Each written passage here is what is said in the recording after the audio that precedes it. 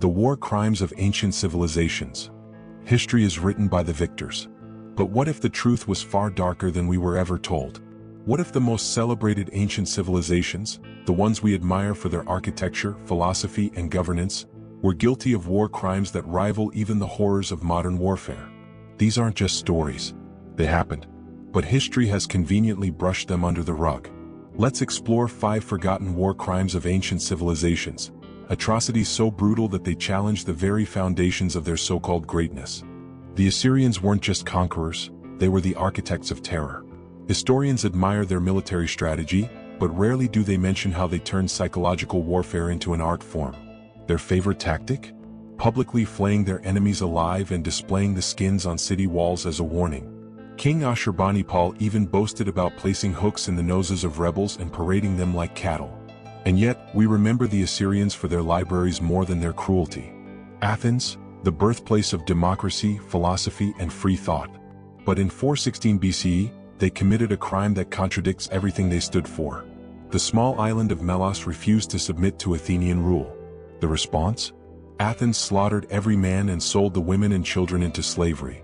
The Athenian argument? Might makes right. Yet, we hail Athens as the cradle of civilization. Carthage, the great rival of Rome, known for its naval supremacy. But beneath its walls lay a secret that horrified even the Romans. The Carthaginians practiced child sacrifice on a massive scale, offering infants to their god Baal. Historians debated whether this was Roman propaganda, until archaeologists found mass burial sites of burned infants. The truth? Carthage wasn't just a trading empire, it was a civilization built on sacrifice. Rome prided itself on law and order. But when they encountered the Druids of Britannia, their response was extermination. The Druids weren't just priests, they were the last resistance against Roman rule. So Emperor Claudius declared them enemies of the state.